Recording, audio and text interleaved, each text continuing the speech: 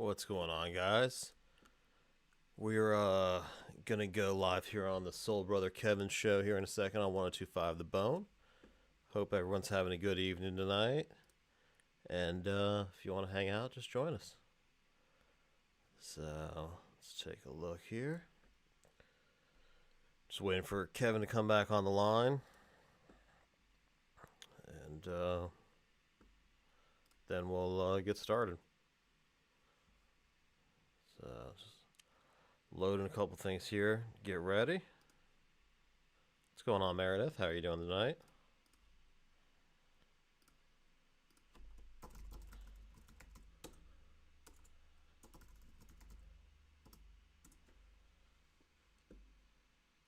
They're supposed to go live at 7, but of course, nobody's ever on time. Hey, Rachel, how are you?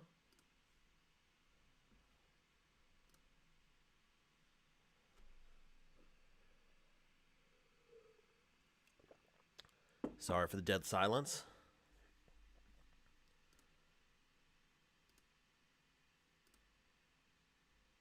So, let's take a look here.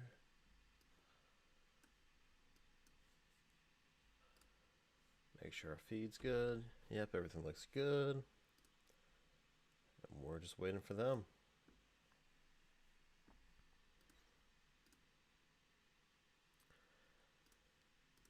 So if you don't remember, Kevin, he was on, he did have SBK Live on Real Radio. Now he's over in Tampa on 1025 The Bone. And so we started doing a segment with him this year. Which,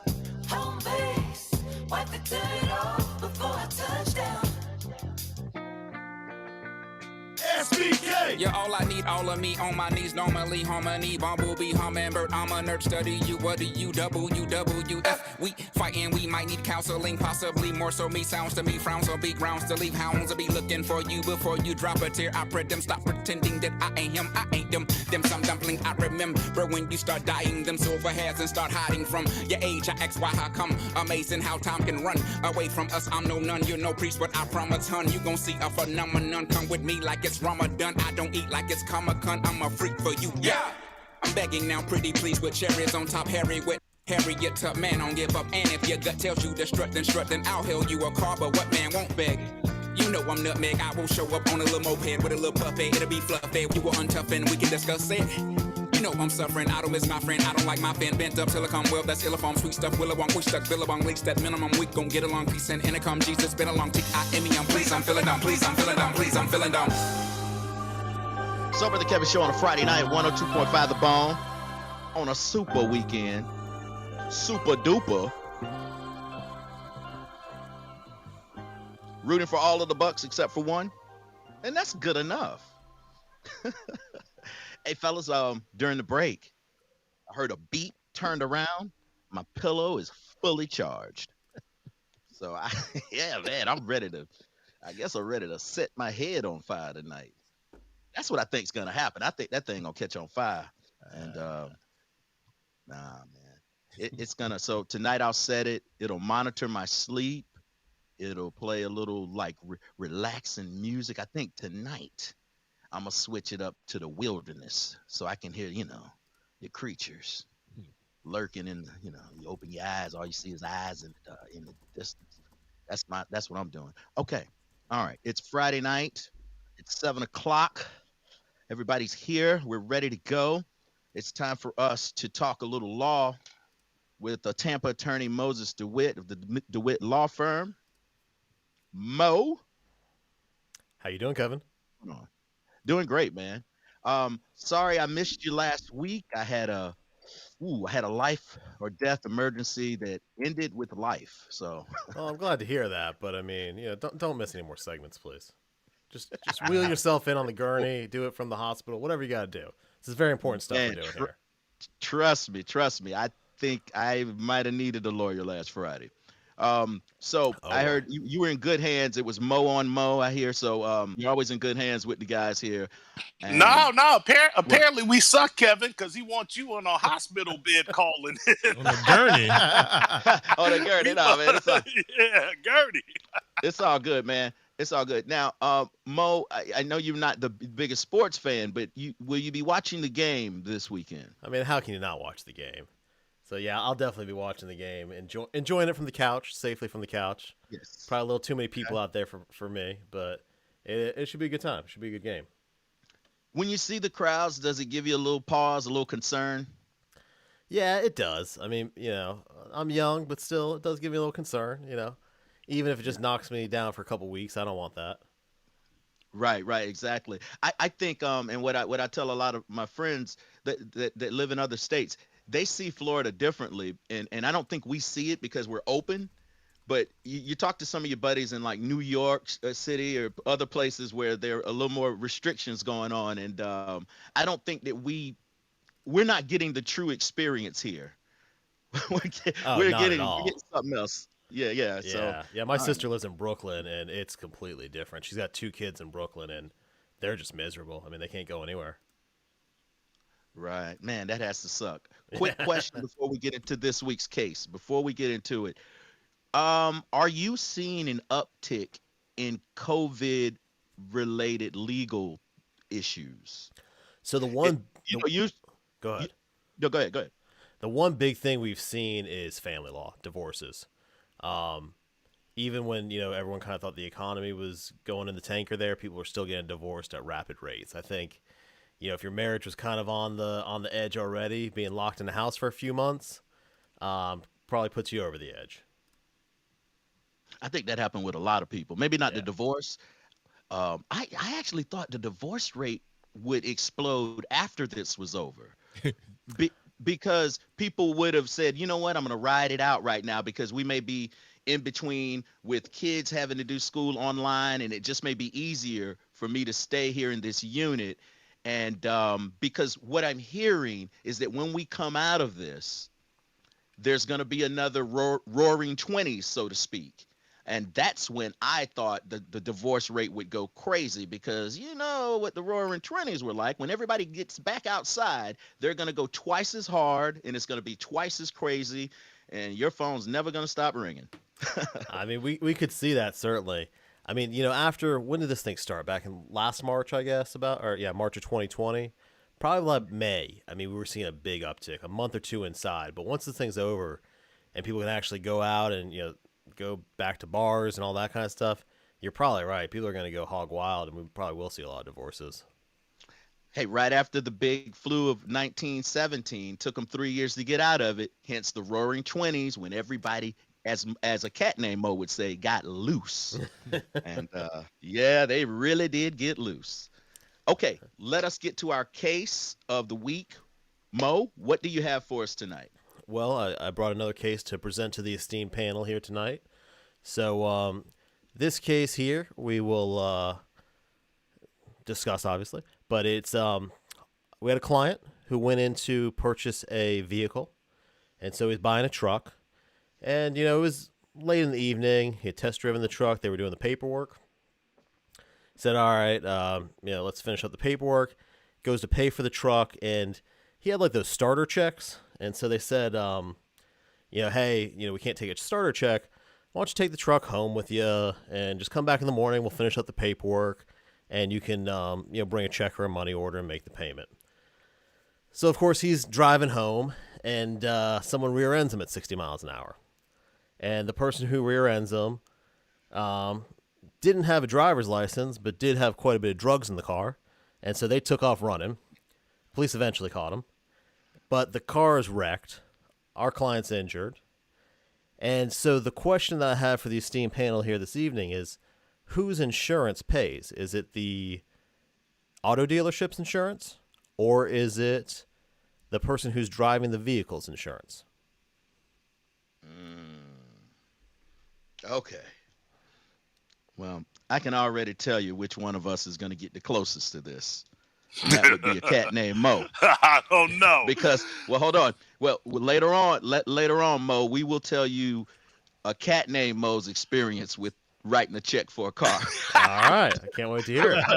Because I thought this was going to be your case for a second, but Sounded pretty close, yes. yeah, pretty close, pretty close. Man, I like this. All right, let me make sure I heard this right. So a guy goes to a car dealership. Well, he test drives a truck. They're doing the paperwork. He wants to pay for the truck, but he only has starter checks. And they go, "Hey, man, we don't want your starter check. Go ahead and take the truck home. Get your regular checkbook. Come back tomorrow, whatever." He gets rear-ended by a guy that's got a car full of drugs, and he has no insurance. Did you say? Well, he doesn't have a license. Yeah, he didn't have any insurance either. He doesn't have a license. Okay, so he doesn't have a license, no insurance, and our buddy, the truck guy, he's injured. Yeah, he's injured. All right. So man, okay. He didn't pay for the truck, but all right. Oh, one other detail. Okay. What's the other detail? Oh, sorry. The other detail is he left his vehicle there, his trade-in. So he left that at the dealership when he drove the new truck home. Okay. All right, I'll go. I'll go at it first. Go ahead. I don't believe the deal is complete until money has exchanged hands. Therefore, it's not his vehicle. Because he could have always brought it back the next day and said, "Hey, you know what? I didn't like the way it drove on the way home. I think I'm going to go another direction," and they would have been without recourse. So I would say it has to be on the car dealership's insurance. All right, Jr. So I would say the drug dealer that rear-ended him would have to be at fault because he was the one that caused the damage. And I would say if the drug dealer does not have insurance on his vehicle, then he would have to go after him and sue him in court. Whoa. Oh, okay. Spike, what you got on this? Man, I was going to hitch my wagon up to Mo from Tampa. Cat named Mo is going to be the Spike and Mo lawyer company. But now I think I'm going to hitch my wagon up to JR. So now it's a Spike and JR. Call us. Well, good, because I didn't sign the no compete with you because I couldn't wait for you to leave my firm. So he's all Spike, yours, JR. Right, so hold on, and Spike, read the disclaimer at the end of your commercial. I am not licensed to practice in your state, but I know some people. So the Spike and JR firm decides that we're going to sue the drug dealer. Okay, all right. Man, I'm glad I'm going last because I forgot all about the drug dealer. But if I could point something out, Mo, the drug dealer wasn't an option in this, correct? Well, hold on, man. not? Let me get my take, and then we can talk about this. All right. All right. Okay. This is the way it's always been. To me, if you go to a car dealer and they say you get the sales rep, he grabs the tag, the dealer tag or whatever, and he says, let's take it for a spin, or here you go. To me, this is just an extended test drive. Okay. So if something happens during the test drive, that's on Steve Hurley. I mean, I'm sorry, the car dealership. Sorry, it's the only car dealer I know. I'm sorry. But that's on the car dealership. So while the drug dealer is at fault, wow, man, I might have to hit him up later and he can pay me and we go to street court and I can get some drugs for my I don't know. The street court's totally different. They never show up. Yeah, they're always late or something if they do show up. And if they do show up, they have a gun. Okay. I think the drug dealer guy kind of he's going to have to deal with his own drugs and whatever they would charge him with. It would be up to the car dealership to try to pursue that guy. Car dealerships have the biggest insurance policies, so it's all on the car dealership. They'll eat it.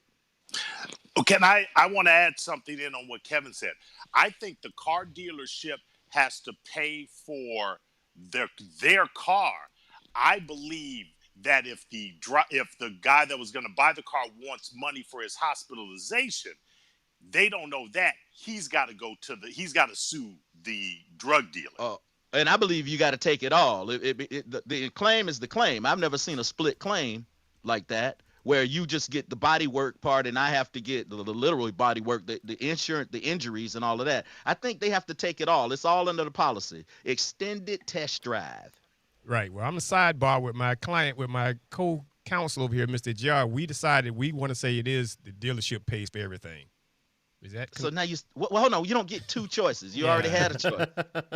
This is malpractice, right? Yeah, exactly, right. exactly. Yeah, y'all already submitted your claim. Yeah, I already. Working with Spike, I already lost my bar license. Everything, man. I need you, Mo. Throw the book at Spike. Yeah, please. Yeah, So we're on it. All right. So how do we do? All right. So you had some good thoughts there. So a couple details that I left out is, so after the accident happened, the car dealership then tried to transfer the title into our client's name and backdate it. But before, so that, but it was clearly backdated. I mean, we had proof of that. Wait. I'm sorry, Mo. You said a car dealership tried to do something shady? I mean, I know they're upstanding members of the community. Whoa. But hold on, Mo. A cat named Mo. You would agree that that's next level shady. Oh yeah, absolutely. I mean, I understand that they say they're gonna throw the undercoating in and then they charge me extra. That's some mats. But what is undercoating exactly? I don't know, but you need it, man. I can't let you try. That's what a lot.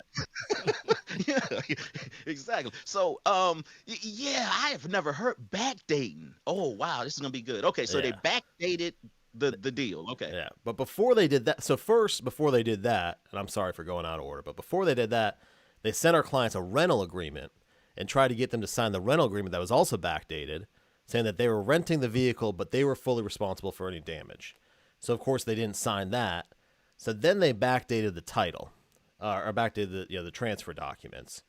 And so when my client went to go make a claim for the injuries, because arguably the dealership's insurance policy should have covered it, the insurance company said, well, since the marketable title's already been transferred to your client and your client left the vehicle there as part of the trade, and that was consideration, and so therefore your client's insurance has to pay for all the damage and we're not paying for anything.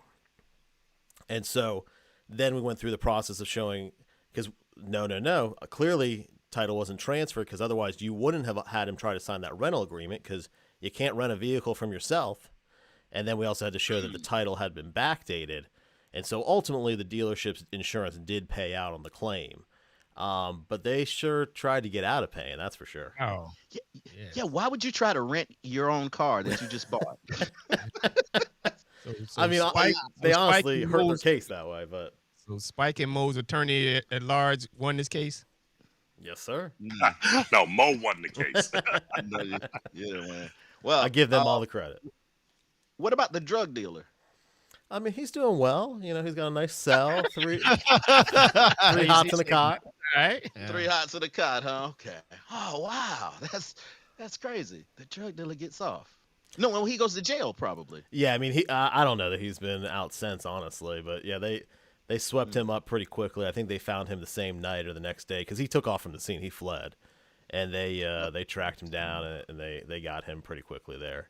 But he had a good little stash in the vehicle there. If I was a drug dealer, I'd sue the dealership for allowing some non-owning driver to be out on the road. Yeah, right. I'd blame him. You put me at risk for trafficking my drugs. Yeah. Interfering with commerce. Yeah, exactly. Yes. I'm trying to see if there's an angle here for the drug dealer. No, I guess not. Yeah. How do you rear end somebody? Yeah. So did the car dealer did get a guy a new car at the end, right? So that's a longer story that's still ongoing. Wow. Maybe we'll pick that up for another segment. But the car did get fixed. It wasn't completely total, so they were able to fix the vehicle. But then, yeah, of course, but you ain't selling me that one. Yeah, I need a brand new one. Exactly. You hit the nail on the head. So that's the dispute that's still ongoing.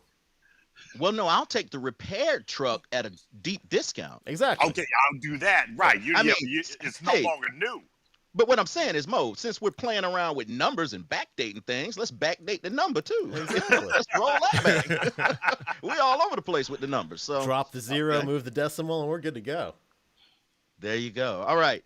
Mo, enjoy your Super Sunday. Don't eat too many chicken wings. I don't know if your little one has teeth yet, but you know, if a baby's teething, a chicken wing is a good way to help bring those teeth out. All right, I'll give that a try. Let them gnaw on a drumette. You don't want to do a flat. There's two bones, and that'll confuse a baby. All right, I'll take your word for it. And Mo from DeWitt, who you pulling for when this thing called Sunday? I mean, who do you think? Did You got to go for the Bucks. you not hear when we asked him about that? No, I didn't. You know, man. You remember the dolphin story? The dolphin in Clearwater? all right. Kansas City. That dumbass dolphin. How you gonna be a Tampa attorney going, well, my heart's in Kansas City, you know? It's not gonna work. Just not good for I business. didn't see the business card. You're right. Okay. My bad. All right, Mo. Enjoy your weekend and take a little time off to enjoy it. Put your phone on mute for at least a half hour, okay? I will take your advice on that, Kevin. I appreciate it. All right, we'll see you next Friday. Once again, we appreciate it, Mo. That is attorney Moses DeWitt. JustCallMo.com. It's the website. And we'll be back with more show right after this.